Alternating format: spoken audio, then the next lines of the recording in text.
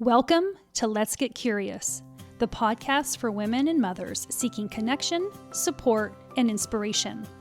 We are friends, mothers, and therapists.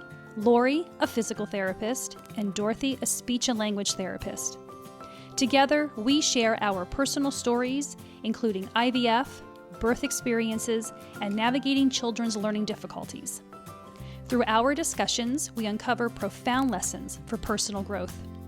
Join us on this journey of curiosity, compassion, and empowerment. Welcome to Let's Get Curious. This morning, I have Dr. Tina Schiller with me.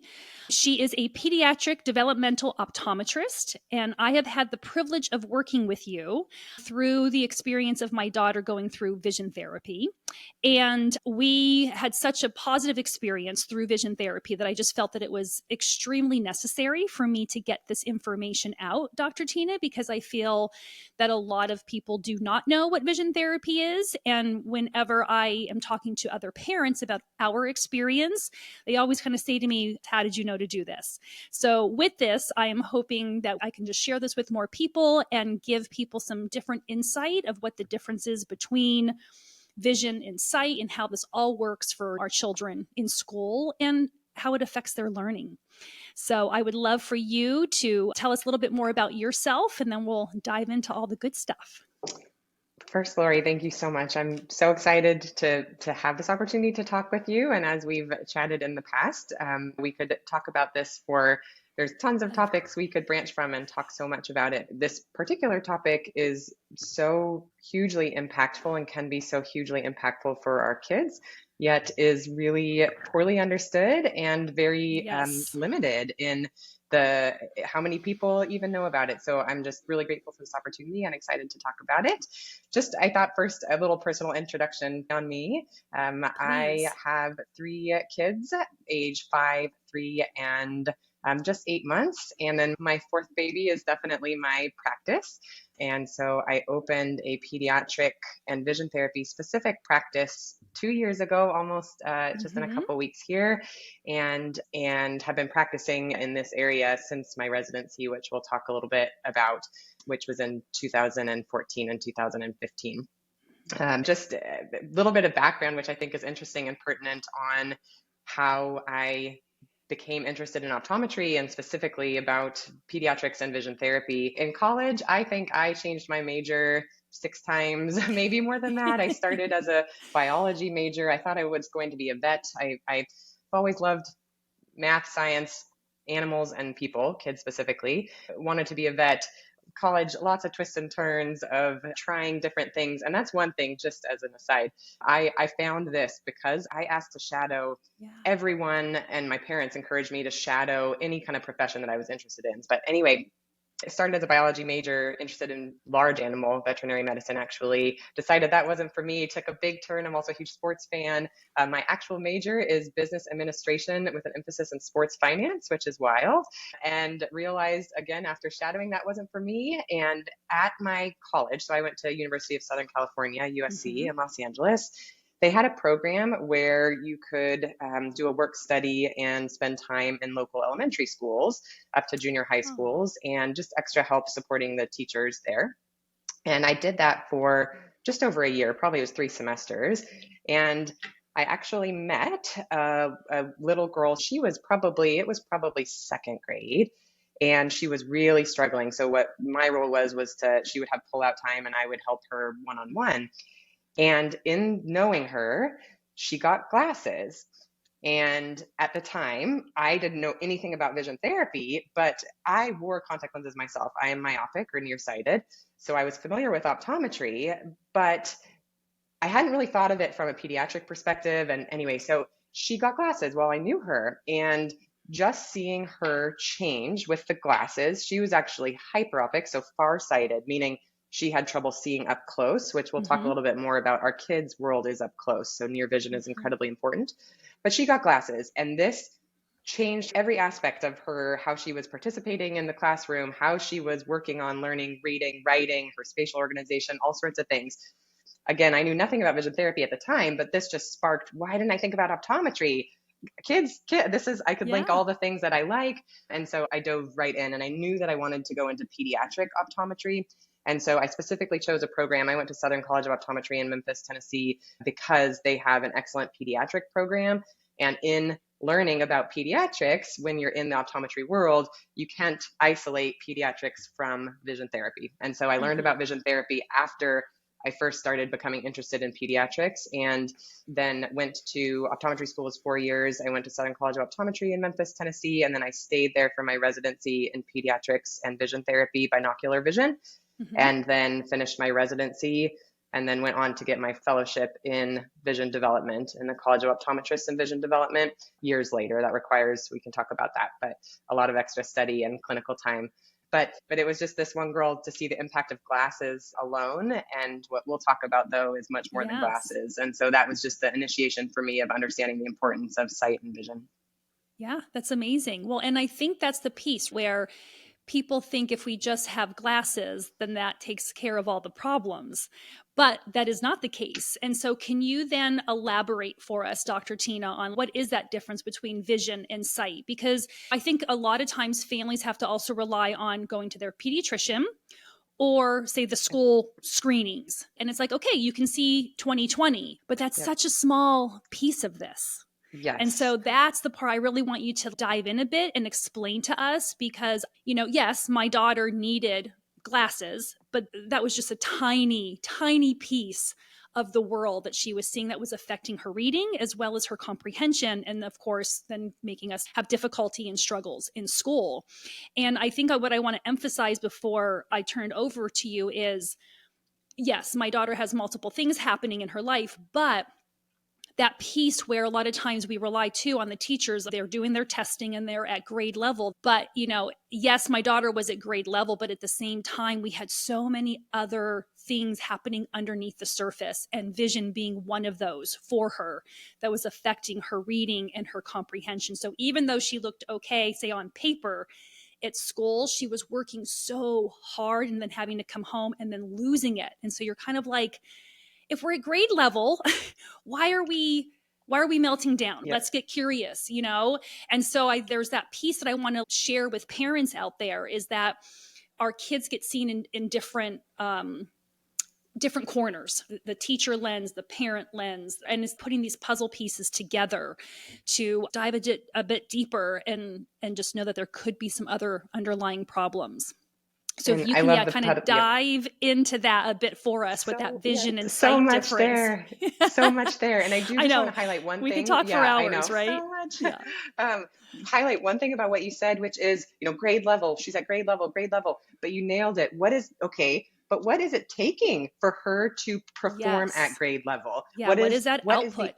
What's the behind the scenes part of that? So exactly. So let's see. So first, I think the first part of that I do want to highlight is that difference between a pediatrician screening and a school screening. And really, what does a pediatrician and a school screening, what is it? First, I want to highlight that is a screening. Anymore, it's not surprising to me, but unfortunately, a lot of people believe that's even an exam, or that is an eye exam, or even a vision exam, which we'll talk about. Eye, vision, very different things. But so the screenings that happen at a pediatrician's office and at a school are just screenings. They are so helpful, but they're also just screenings for sight specifically. Specifically at the pediatrician's office, they're looking at, can you identify a letter on a chart at a certain distance? This is important, but this is one tiny, tiny piece. So that's what they're looking at a pediatrician's office. At school screenings, there was a huge push to incorporate near visual acuity. So not just can I see something at distance, but can I see something at near, which is amazing. But the actual implementation of that has been challenging over the last few years. So screenings at a pediatrician and through school just look at sight. That's that 20/20 piece, which unfortunately gets labeled as perfect vision. Right. That's perfect sight. That means, yes, I can see something with my central vision, something small, looking at distance, and then sometimes schools screen looking at near. That is an important piece, but that's just one small piece, and we'll talk about that. The other thing I want to highlight is what happens oftentimes at pediatricians and at school screenings. Our kids' brains will figure out a way to accomplish the task you're asking them to do, especially if they're being labeled pass or fail. Failed. I failed a school screening. Yeah. That terminology just kills me because anyway, separate discussion, but they will, especially if they're in a group setting, if the child can't do the task, they can't see the letter that someone's pointing to or the shape that someone's pointing to, they're going to figure out a way to do it. So this specifically applies to, what if I have one eye that sees well and one eye that doesn't see well? I'm covering this eye oftentimes with a hand. It's amazing. The tiny gap between my fingers that looks tiny when I hold my hand out. If I hold it up to my eye, I can see right through it. I can see right through the gap in my fingers. And so it might look like a child is covering an eye but this is their better seeing eye, the one they're covering. They can see right through that gap in their fingers. And it does not take but much a tiny head tilt to see through your hand. So it is amazing how many times I've seen families who they've passed, just on the sight part, they've passed screenings at the pediatrician, they've passed school screenings, and then they finally get into my chair and they're just jaw-dropping shocked, the parents, because like, oh my goodness, how did I miss that they have one eye that doesn't see well? And the child will just nonchalantly say, oh yeah, that's my bad eye, that's my good eye. And the parent is just in total shock. So anyway, kids are so bright. They're going to find a way to do the task they're being asked, especially if it's in a group setting. Who is the person doing the testing? So even the screenings, even when they're screening for something, they can even miss eyesight things. So again, those are just screenings. They look at sight. So they look at, can I see something? And oftentimes even then they might miss sight things when it's just one eye compared to another. I will highlight on that front too. Kids don't know to say what they're seeing. They don't know if it's typical or atypical. When we compare other developmental milestones, physical ones, motor, gross motor, fine motor, which you're intimately aware of, but speech, all these other milestones that we think about as parents, we can actually hear them, see them. We really can, it's more easy to identify, is my child not progressing in a way that is supportive of them? And do I need intervention? Vision is very different. A child, first of all, doesn't know and can't see. It's not something that can be seen what someone else sees or how someone else sees. And so they don't know what is blurry. Well, it's all relative. I don't know, because if I've always been blurry, but I also don't know, are things supposed to move around? And we'll talk more about this, but are things supposed to be moving around when I look at them? Are they supposed to go in and out of focus? And is something supposed to float off the page? And so all these things, kids, it's just very difficult with vision because they won't say that they're experiencing these things. So oftentimes parents won't know. And then it takes that extra, okay, well, what are these things I'm looking for? And I know we'll talk about that, but that's just a side on screeners. So screeners are amazing tools. And they are sometimes that kick to say, hey, we need to go investigate eyesight, but they do not replace comprehensive vision evaluations. And so that's the screening piece.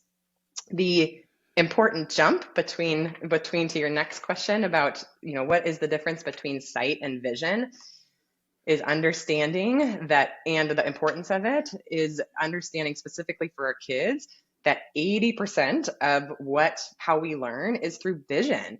We are meant to be visual learners. And when you really think about all the things that are required to learn and what our children do, it makes it a little bit easier to make that jump between, okay, what is vision? So sight is just, can I identify it? Well, now vision. So vision, when we talk about input skills, I don't just have to see it with one eye. I have two eyes and I have to coordinate them together. So this is teaming. If both my eyes are not pointed at the same place in space, or if they are pointed at the same place in space, but I'm working really hard to keep them pointed at the same place in space.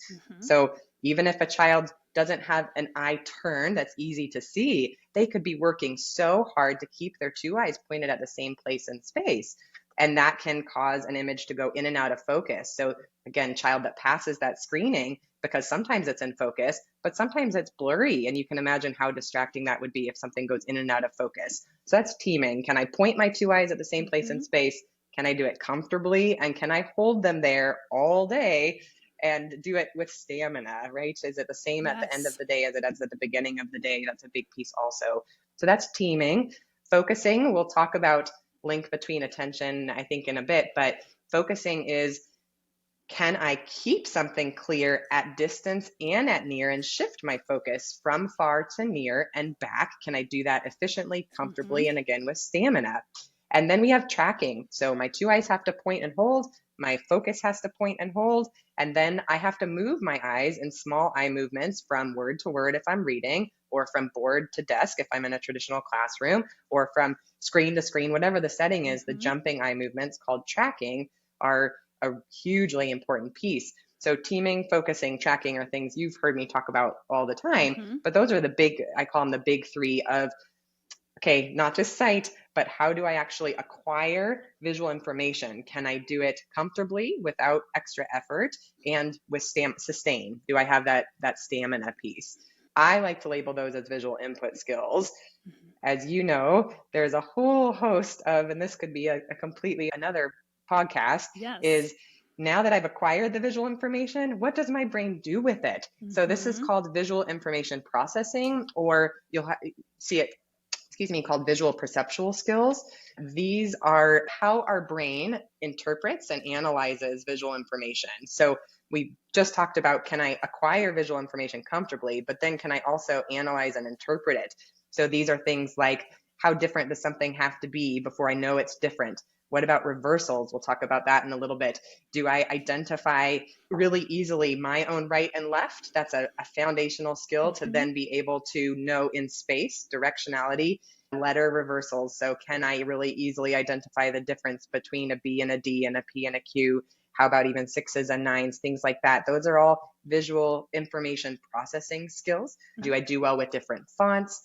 Do I mistake similar words? Visual closure, visual discrimination. Again, we could talk so much about visual information processing. We're opening up a rabbit hole here. I know. It's Vision wonderful. is so much more than sight. Yeah.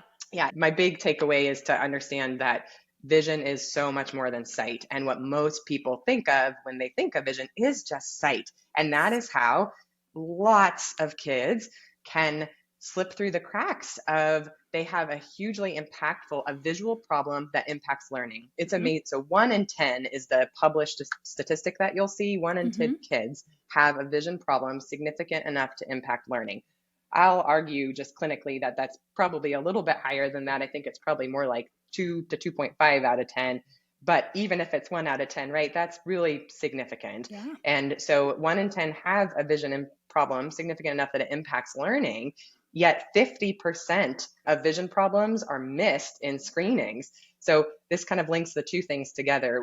We're missing these vision problems in our screenings because they're just looking at sight, of course, and they're hugely impactful. So just really important to understand that difference between vision and sight, and how we can get a sense of false confidence from a vision screening, and even from an eye exam.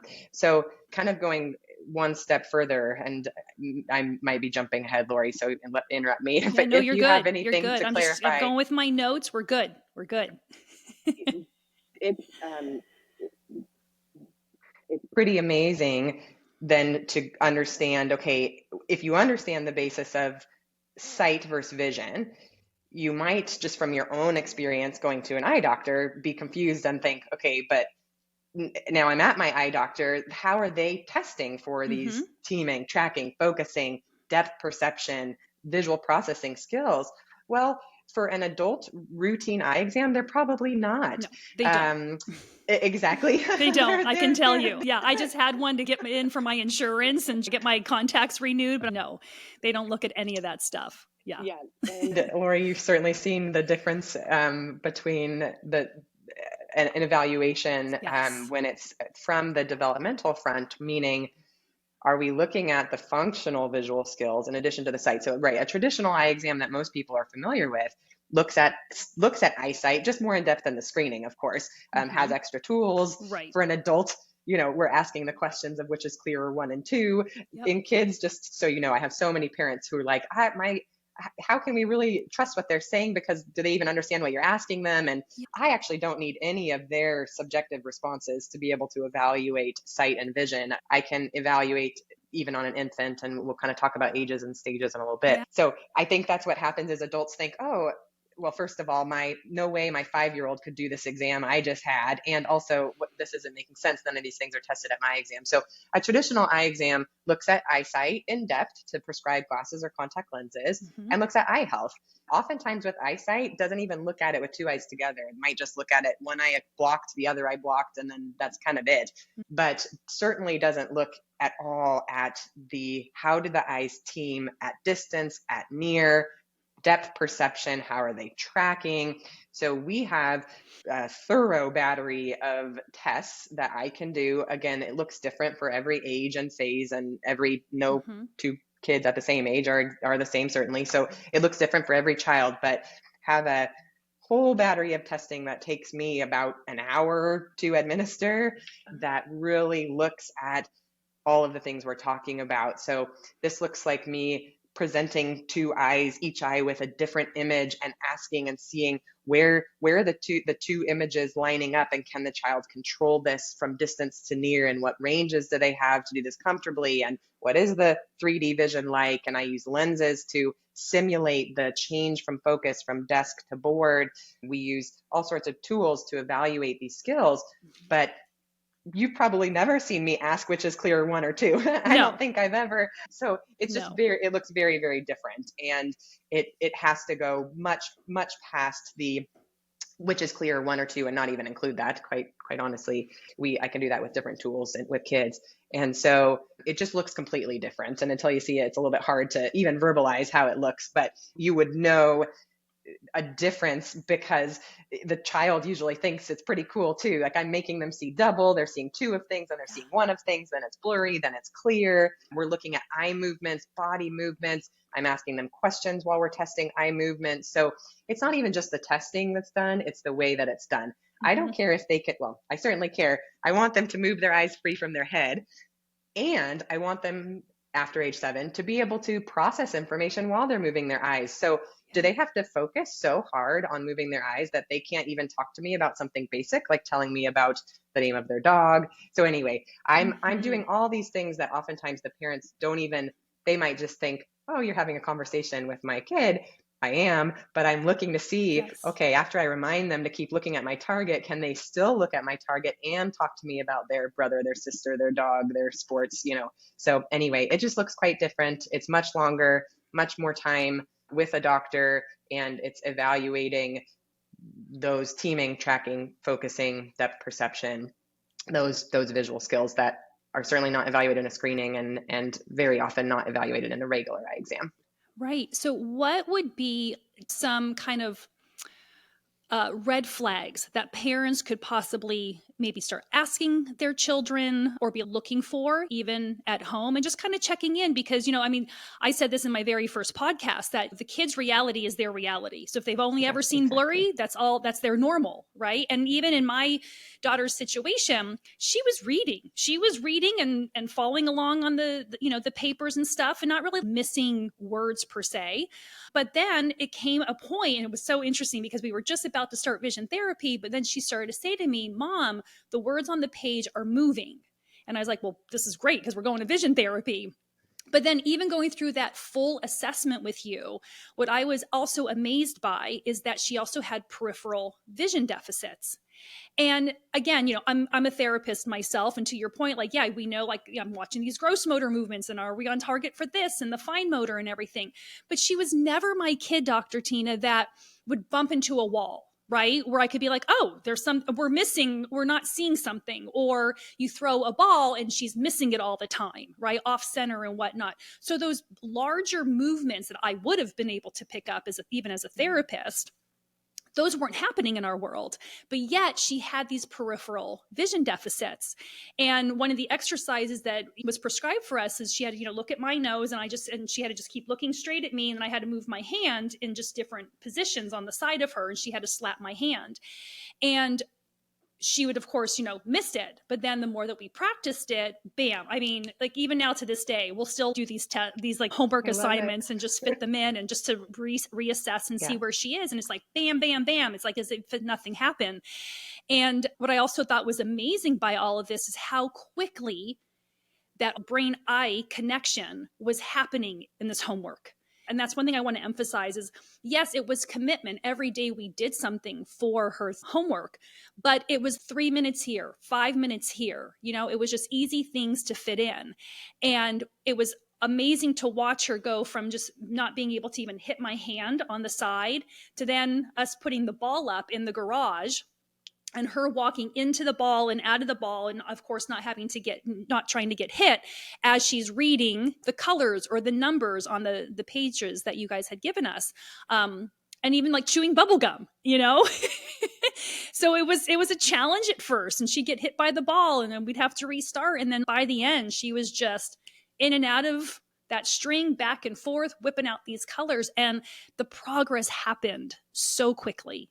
So back to my question is, what are some things that maybe parents could be asking or looking for? Because like you said, a lot of this stuff, you miss it because they don't have the words and you can't see. And even with my skill set, I missed that with my daughter because like I said, she wasn't bumping into walls. It wasn't clear to me that we were having peripheral deficits because they were there, but of course they weren't super severe, right? But they were severe enough that could be observed through your testing. So if you can give us some clues of what we should be looking for and possibly asking based upon age too. And just before I jump into those, you brought up a critically important visual skill that I had not verbalized at all, which is the idea, just briefly, of central peripheral. So Lori, when you mentioned peripheral, that's like our side vision. So certainly your daughter's side vision, structurally excellent, right? It's not that she couldn't see what was in her side vision, whether we're talking about side vision close to us or side vision really far away. It's, can I attend to it and attend to it accurately and appropriately? Vision is so attentional, meaning we know that like if we're driving, you're driving to a familiar place, you're driving home and you get there and you were thinking about something else and you think, oh my goodness, I don't even remember what stoplight happened. And you were using your vision, you just weren't attending to it at the moment. Vision is attentional, and our central peripheral integration, how we use our side vision, is critically important to so many things. But if we're speaking of learning, reading specifically, we have to plan our next eye movement. There's amazing now brain studies. So you can use the new scans and technology that we have, and they've looked at efficient readers are using their peripheral planning to plan the size of their eye movement jump. So essentially our brain is seeing the size of the next word and what's coming to the right of where, in the English language. And that's something interesting, right? Not every language is left to right. That's a whole different thing. Reading, the eye movements for reading are learned and developed, which you've alluded to. So fast forward, this is the exciting part. This is not structural. This can be developed. Yeah. But anyway, the central peripheral piece, just can't gloss over that because that is so hugely important. Again, something else we could talk so much more. This is everything from critically important for reading, but also, can a child find an item in a busy room? Is this someone that, you say, go grab your shoe, and the shoe in question is in the middle of a basket, and have a really hard time finding a piece of information? And how are they using that finding aspect of the vision? There's so many ways that this could play a part. But to the question of kind of what to look for, I do just want to highlight that this definitely changes depending on age. And I want to emphasize that even in toddlerhood, we can do evaluations on toddlers. My expectation and what I'm looking for is going to be drastically different in a toddler than in a 7-year-old than in a 10-year-old. But I can evaluate and know how closely do I need to watch? What do we need to do? Is there any intervening we need to do, even at toddler? But specifically talking about school age kids. So in school age, some big things to look out for that are very common are reversals past the age of 7. So I mean, either struggling with reversals with handwriting or with identifying. So whether it's the output of writing or identifying, for instance, B's, D's, P's, Q's, that past the age of 7 would be a red flag of that visual processing skill that we talked about. Another huge one is the use of the finger to read past the age of 7. So if I'm still using my finger past the age of 7 to read or to keep my place like at the front of a line. And then the next one is just more a big one, but one that I really like to highlight big by meaning it's not anything you're going to see defined in a study, but it's, hey, does my child get past that graphic novel phase? Or do we have a child that loved graphic novels and did really well when there were some pictures involved or words were larger and the spaces between the words were bigger, but when presented with something in a paragraph and we're trying to get to that next phase, what happened? What changed? That is one I hear every single day is my child loves graphic novels, but falls apart on anything that's more dense. The text is more dense. In terms of other big things to look at, there are actually two really great symptom survey lists, because you mentioned things that you didn't experience, but that are actually really common. Clumsiness, that's a big one I hear is just, gosh, they don't see something, right in front of them and they trip continuously. Inappropriate spatial distances, like personal space. Am I not judging personal space well? Am I using a lot of my tactile because I don't rely on my vision? So a child that is really tactile or sensory seeking, am I touching everything? Well, why is a child touching everything? They're touching everything sometimes. It could be because their vision is not giving them accurate information. And so they have to use the motor or tactile feedback to learn about things. And so this is going to be the child that just touches everything. Anyway, going on a tangent, but love it. No, keep it coming. It can look so different in every child, because one child might just, and I say just, but imagine how impactful and annoying that would be if the words are floating, moving on a page. That might be the thing. But for someone else, it might be that clumsiness. It might be poor spatial judgments. It might be difficulty with eye-hand coordination because, I want to play baseball, but I'm getting really frustrated because I can't track that ball, and I'm not making maybe my depth perception is affected. So it can look different for everyone. And there are two amazing symptom checklists that are really easy to quickly look through. One of them is called the FCOVD Quality of Life Survey. And I'll give you this so you can we'll put these in the show notes. But the Quality of Life Symptom Survey is really excellent, and it's available through COVD. And then the Convergence Insufficiency Symptom Survey, CISS, is another excellent one.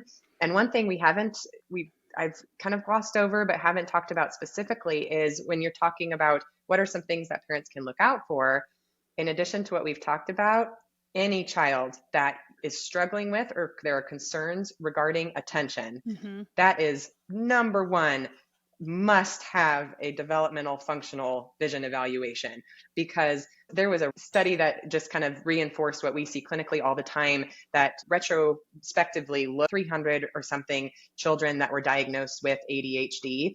And those that were diagnosed with ADHD were 3 times more likely to also be diagnosed with convergence insufficiency. If you actually look at the diagnostic criteria for both ADD and ADHD, and then you look at the symptom checklist for convergence insufficiency, they overlap on all but like 3 of the diagnostic criteria for ADD and ADHD, meaning that the symptoms and the signs of convergence insufficiency are very similar to those with ADD and ADHD. So it is absolutely possible that a child is misdiagnosed as having ADD or ADHD when it's actually a vision problem. And this is substantial. And I will clarify, it can be truly you address the vision problem and then, wow, we don't meet the criteria anymore for ADD or ADHD. But they both can coexist too. So we can truly have ADD and ADHD and have a vision problem. The vision problem can be developed and addressed once we develop that convergence skill, 2 eyes coming together up close. That is the most common binocular or eye teaming problem in kids and adults, is difficulty with pointing our 2 eyes up close. Where is kids' worlds? Up close. Where do kids learn? Up close. Where do we read? Where do we write? So if my 2 eyes are struggling to both point up close and the words are looking like they're moving, coming in and out of focus, floating off the page, and it's making me tired, my eyes are hurting, maybe a headache, I'm feeling a pulling, a tension, and I'm seeing some shadowing or doubling, of course I'm not going to continue to pay attention to what's in front of me. Right. I'm going to avoid it. I'm not going to do it. I'm going to be fidgety. I'm going to move. I'm going to look like I'm having an attention problem, when really I am having an issue paying attention, but it's because this is so uncomfortable for me to look at this up close I'm going to demonstrate these other behaviors. So any child that's having attention difficulties, always want to rule out, is there a visual component that is presenting, that is causing the child to present with what you see and what a parent or teacher will observe is attentional difficulties, because that just can be hugely, and the earlier, if that's at 7, that's just so, any age is impactful. We do vision therapy with adults that have convergence insufficiency, but it just impacts the child's confidence and all sorts of things. So if we can reach this child at age 7, it can affect how they're even identifying themselves as, I'm not a reader, versus, I can do this. I just want to make sure, throw that out there. But the 2 symptom surveys are really helpful, because in general, it's like headaches, eye rubbing, especially at the end of the day, fatigue at the end of the day. Obviously, we all are more tired at the end of the day, but really big differences in stamina, where I just come home exhausted from school, can absolutely be visual based. Right. Words running together when they're reading, skipping, repeating lines, a head tilt, closing or covering one eye, a hand over an eye, avoidance, skipping small words, mistaking words for a similar word. So, having a word and then the child says a different word, even if maybe they just said the correct word on a previous page or something like that. Writing is a big one. Writing uphill or downhill, difficulty with spacing of letters, in, inappropriate letter size spacing, just poor reading comprehension, working distance. So really close or really far. Usually we see really close to a page, a child that gets kind of closer and closer. Again, attention span, taking longer to do things, just the time it takes to do something. And that's, again, this is usually parents' intuition of, gosh, this just doesn't match. I especially too, hey, if I tell my child this out loud, a child that loves audiobooks but hates to read, right? That's a huge red flag, is, hey, you can say this, or maybe it's even math problems. I just saw a little one who out loud verbally can do the timed math, just quick, but then presented with the same math problems on a page, can't perform in the same way that they cognitively can. So parents are saying, what is happening? They know this, but then now the teacher has all these concerns, because when they're presenting them on this busy page, well, think about that busy page. Now we have to track. We have to look at the appropriate problem. We have to have figure ground, meaning, can I identify the piece of information visually that I'm supposed to focus on and ignore all of the rest? And so a child that struggles with any of the areas we've talked about, especially if it's looking like it's moving, if I'm having trouble knowing where to point my eyes, that's going to be totally overwhelming. So this can be where the parent's intuition comes into play of, gosh, the amount of effort my kid is putting into this, or this isn't making sense. They can talk it through with me. I can tell them this, and they've got it, and then they read it themselves, and they're just lost. That's a huge difference between visual and auditory. That's a huge indicator for what's going on visually that's contributing to that. Right. And I think that also goes back to what we first started this podcast of, if you're at grade level, they could be having these other skills. So auditorily, they're good, but then visually they're not, or vice versa. Yeah. So yes, it's just food for thought for all of this stuff. Yeah. And, that's the other piece too. We start to see a lot of these differences, I think, between 3rd and 4th grade, right? Because they go from learning how to read now to read to learn. And if you're working so hard to keep your eyes focused on a word or trying to get that word in focus, you're not remembering what you're reading at all. And so then we start to see difficulties with the comprehension. And that's why I always go back to, when kids are struggling in school and misbehaving, what are we missing? What are we missing? Yeah. So I hope there's teachers that will be listening to this podcast, and just another, food for thought of what might be happening with that student in the classroom. Because it's and powerful. Truly, their classroom is visual, learning is visual. So even if it's just a child that is struggling in the classroom, that's sign enough. Rule it out. Developmental, exactly. Just rule it out, because then, and rule it out, again, difference between not with a screening and not even just a typical eye exam, but go one step further and just make sure you've looked at the functional visual skills and whether or not they're a piece. Yes. And we'll post this too, and I could probably say this for the end, but I'll just do it now since it's fresh in my mind.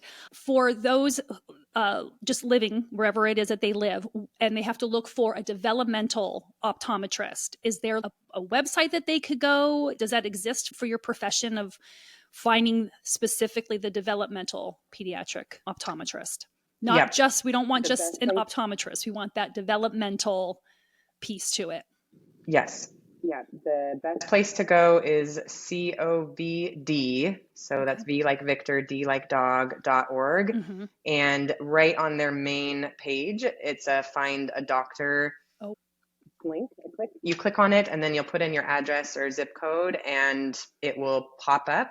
I will let you know that there's a little feature where you can click fellowship. So the doctors that come up that are listed there are generally going to be providers that have an interest in vision development and developmental vision. Mm-hmm. You can go even one step further and check or look for a doctor that is fellowship trained, so that has their fellowship in the College of Optometrists and Vision Development. Okay. To get the fellowship, a doctor needs to have a minimum of 1,000 clinical hours in vision therapy and vision development and complete 9 different case reports and a multiple choice test and an oral board interview. And it's a whole multi-year process. And so that's how you can find someone who has the experience and the background in vision development. Having said that, doctors, there are plenty of doctors. It is a long process. So there's a lot of doctors, myself, young family, I got my fellowship, years are funny, 2021 or something, but it was several years after I was eligible, but it was just I had babies and other things. So anyway, just go on that website, put your zip code. Anyone that pops up would be a great resource. A fellowship trained optometrist would be a really excellent resource if you have that by you. Wonderful. So now, you've kind of taken us through things to look for at home, what a comprehensive evaluation looks like. So then if somebody or a child does need vision therapy, what does vision therapy look like? Yeah. Walk us through the homework, the commitment, all of it. Yeah.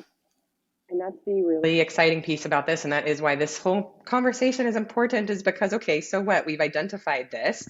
Well, what does that mean? Well, we've identified this, and this is something that we can develop. This is something that children, adults, humans can develop. So we're not talking about weak muscles.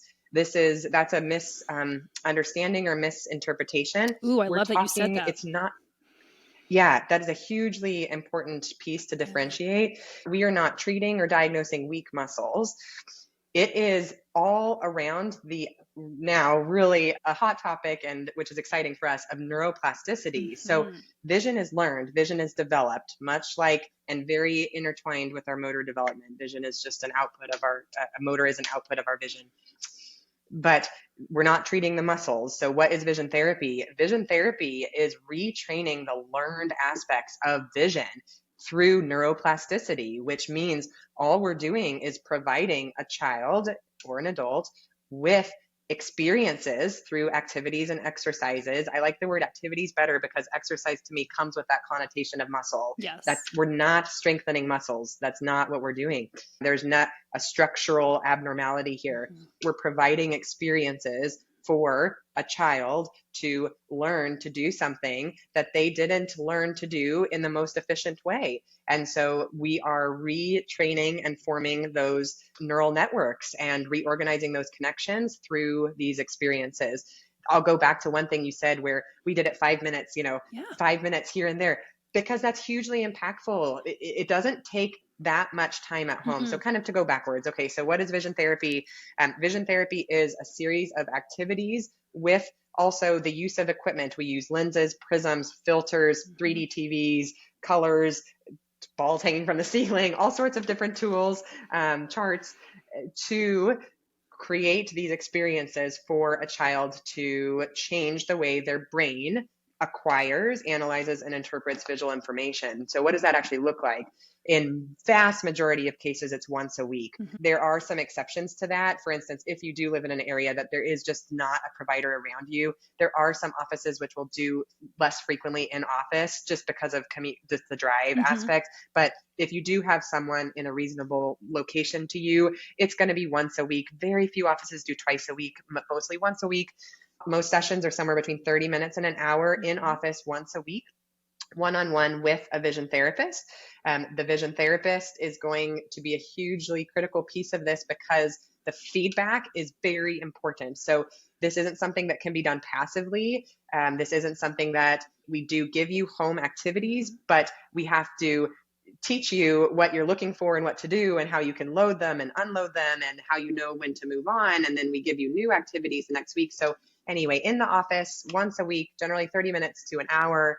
And then every office is going to also prescribe home practice for the days in between when you're not in the office, because again, neuroplasticity, we're changing the brain's connection. We're changing the way the brain controls vision. So again, not eye therapy, it really is vision therapy. And this is brain's control of these visual skills. And so even doing 5 minutes of home practice makes a huge difference. You're reinforcing that new connection and reinforcing the skill.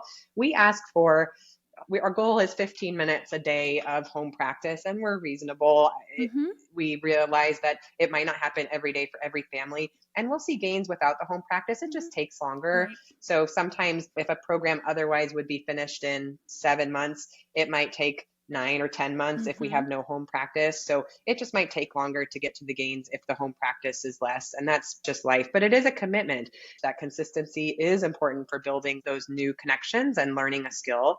So once a week in the office, home practice. In general, the length of vision therapy, it drastically varies based on age of the child and exactly the visual diagnosis and visual problems that we're developing and that we're tackling. Learning related visual case, meaning not a child that has an eye that's turning, not a child that has one eye that doesn't see as well as another, what's amblyopia, what people generally call lazy eye. If those things are not a piece of the picture and it's a learning related visual problem, a visual problem is impacting learning, on average, that's going to be 6 months minimum to 9 months. That's going to be a 6 to 9 month program of vision therapy.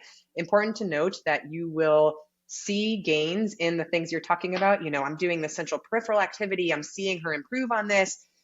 But it takes a while for most parents to notice something translate into life. We don't usually see that until 3 months in or so, where it's, oh, wow, now they're, doing this XYZ that they weren't doing before. And so it does take, there's trust there of knowing, okay, I'm seeing these little wins, these little progress, and then it will translate into life. We've got to develop the skill, then we have to integrate the skill, meaning a child they can't be thinking about doing it. Right. And then it will translate into their daily, they have to change the way that they're doing something. Did that answer your questions about the actual program? Okay. Yeah. Well, and I know even, for us, there were, depending, like if it was, we moved on and it was still a challenge, then sometimes, it would be like 5 minutes here. And then as that task got a bit easier, we were able to spend a longer amount of time on it just because fatigue was setting in. And so that was the other thing that I could always see progress with. What took us, we only had the stamina for 5 minutes. Now we're able to do for 10 minutes. But I mean, in our experience, every week we were coming home with pretty much a new activity because of just being consistent. And it made a huge difference. And I found the work to be fun. And so did my daughter, like looking, trying to find 5 pumpkins and can I chew my gum and pop in and out of this like moving ball. It's actually fun stuff for the kids. Which I think is super helpful because being a physical therapist, sometimes things are not so fun. And that is really important to us to be in that place of neuroplasticity, of making these brain changes. We make it as fun and engaging as possible. And the kids have to be in a positive mind space about it. Yeah. If they dread coming, we're not going to see the changes. It's very important to us to make it be something that's fun. Kids they really enjoy coming. They develop awesome relationships with the vision therapists and they enjoy coming. And that's very important to me and to the success of the program. Absolutely. And then there is a kit usually, right? That people would have to purchase the vision kit. For home. Yes. Yeah. So there's tools, some tools that you just keep, and then there's some tools that we check in and out based on that are bigger tools. But yes, there's pieces of equipment that you will need at home, and all offices that will be a part of the program. You're not expected to get something from somewhere else. Everything would be provided to you through the office of what the equipment that you need. Okay. Yep. And then I'm sure people have the question, is this covered by insurance? Yeah. The only part of my job that I do not like is insurance and vision therapy. So there is no insurance plan in existence that completely covers vision therapy. Insurance and vision therapy are very frustrating. On the vast majority of insurance plans, vision therapy is either an exclusion or there are significantly limited diagnoses. Convergence insufficiency being the top one in terms of coverage. And when I say coverage, there is nothing that covers it completely. There are some plans that contribute a small amount for a certain number of sessions. And that's the most I've ever seen is 32 sessions. And that's an excellent coverage. And again, a partial, we're talking in the realm of like a third, 1/3 of the actual vision therapy fee, but most of them have an exclusion, significant limitations. And then even if they do have a benefit, it's for instance, 12 sessions, which is not, 12 sessions is not impactful. At that point, it's just not even, that's not going to create change is in 12 sessions. And so, no, I like to tell families to kind of put it in their mind like orthodontics. It's not fully covered. There is no insurance that fully covers it. The contribution is really small. It's either going to be an exclusion or there's going to be significant restrictions. But any office should be able to help you by providing the exact diagnoses, the codes, and then you can contact, every plan is so different. So can contact the plan and figure out exactly what the reimbursement through your plan would be. For that reason, a lot of offices, I don't know the statistic, but I feel like it's got to be well more than half, if not more than 3/4 of offices that provide vision therapy are out of network with insurances. And there's a lot of reasons behind that. The main one is because of all of the restrictions that they place. For me, I'll speak for myself. I can't provide the quality of care that I have to be able to support the kids and adults that I see under the restrictions placed on me by insurances. So even just the amount of time I spend that's a big difference. I spend an hour and 15 minutes on my initial evaluations and an hour with my progress, with all the progress evaluations. And I would never be able to do that under the restrictions of the insurances. So you will find that the vast majority of vision therapy providers are out of network with insurances. They will give you the information that you need to seek reimbursement for any out of network benefit that you have, but that's just a heads up of that's the expectation I would go into it with. And they'll be able to answer all the questions on that. Any office will be able to explain that. It's definitely worth the money. That's for sure. I can speak for that. And is there a time where, say, somebody goes into vision therapy, they graduate, and then will it hold, or do you have to come back? Yeah, that's very different. So for learning related vision cases, like the bulk of this has been discussing, those are just a one-time. Once you develop those skills, once you develop teaming, tracking, focusing, central peripheral, these visual processing skills, there's not a risk of them regressing or going away or going backwards. So those cases are just a one-time. That's upfront 8-9 months, and that's it. There's not a concern of regression. Very different if we have a child that has an eye that turns. This is a child that actually looks like one eye is pointed out towards the wall or one eye is crossed in towards their nose. That is a very different case, and it depends on their age. Especially the younger they are, the more likely they're going to have 2 rounds, that we would address everything we can in the toddlerhood years. But then there's only so much we can do based on the abilities of a toddler, and they're likely going to need another additional treatment as a more, older elementary school child. And those are the ones we watch really closely for any changes in the future. So those that don't have eye turns, I have zero concern with regression.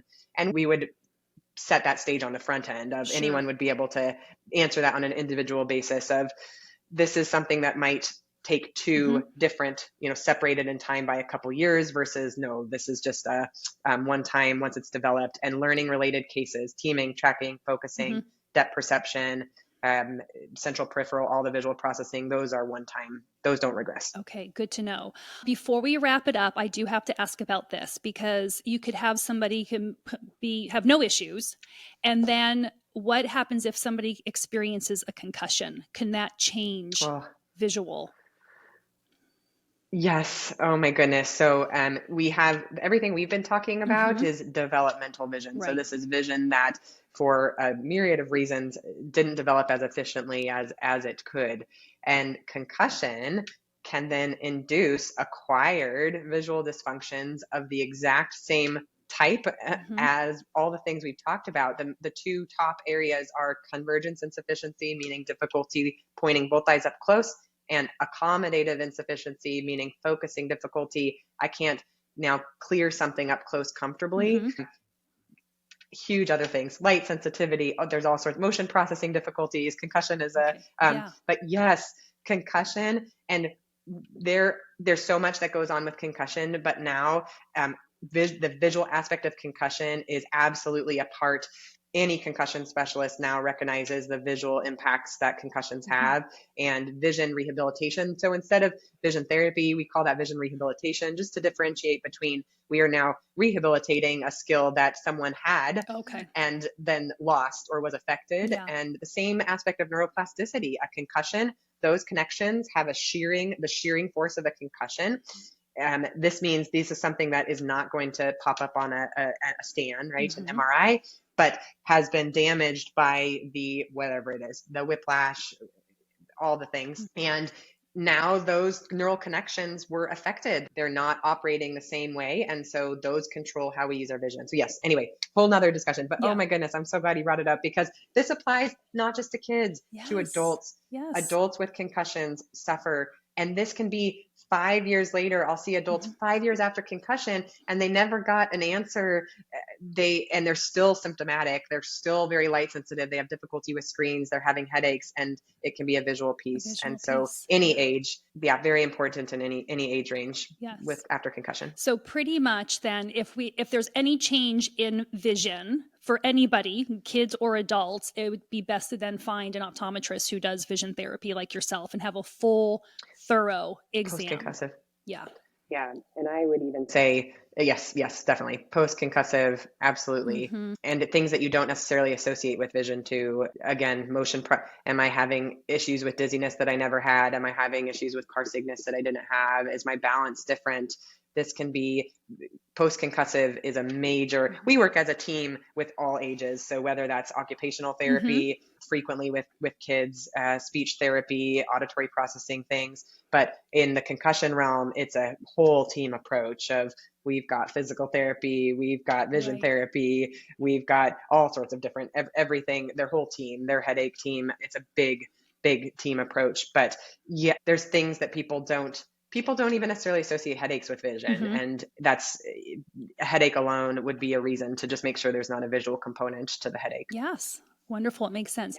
Is there anything else you'd like to say, Dr. Tina, before we wrap up? The only thing that I have to say before we wrap up is I have to make a plug for what's called the infancy program. We're talking about vision and its impacts in elementary school years, but vision starts developing in utero, but through birth, through pregnancy and birth. And there is an amazing program called Infancy. Infancy providers are all across the country. I can give you that link separate for how you find an infancy provider. These offer no cost vision evaluations for all babies between age 6 months and 12 months, 6 months and a year. And it is an awesome first step to making sure that your child is set up for success visually. We, at that point, are screening for big things that will impact development. One eye that has a much different prescription than the other, or both eyes having a much different prescription, or a problem with the structure. But if we can catch and identify these things in infancy and toddlerhood, it just changes the whole trajectory of visual development. And so infancy is a such underutilized and not well-known program that exists all over the country. And so that's infancy. Vision evaluations should start even in the infant years. So that's the last. That's wonderful. I did not know about that. Well, and that's the thing. I mean, on my Instagram, I actually have videos of my daughter doing her visual exercises. So if people aren't sure exactly what it is that we're talking about, or they want just a little bit more of a visual of what it looks like, they can always come to my Instagram page, which is Replenishing Soul. But in the Washington, Seattle area, if you do live in that area and you're listening, you can always find Dr. Tina at Summit Vision out in Issaquah. Yes. Yep. We are Summit Vision Center in Issaquah, and my partner and I, Dr. Katie Hash, are there every day of the week. And we have an awesome team of 6 vision therapists, and we are very lucky. And we are happy also to facilitate. I use the COVD locator first, but through my residency and all of my experiences, I know people all over. So I'm happy to connect or answer questions. Can always email through our website. That can be direct to me, and so I'm happy to answer questions. I am happy to help if someone has a question. Wonderful, and I will put all that stuff in the show notes. Yes. So thank you, Dr. Tina. Thank you I so know you much, were Lori. super busy Yeah. between your personal life and your professional life, but I thank you for sharing this just wealth of information with me because, like I said, it needs to get out there. It is so important. So important. So thank you. And I love talking about it. So thank you for having me, and I really appreciate it. The information shared on this podcast is for informational purposes only and is based on the opinions and experience of Lori, Dorothy, and their guests. The content should not be used as a substitute for professional medical advice, diagnosis, or a treatment. Always seek the advice of your healthcare provider with any questions you may have regarding a medical condition. Never disregard professional medical advice or delay in seeking it because of something you heard on this podcast.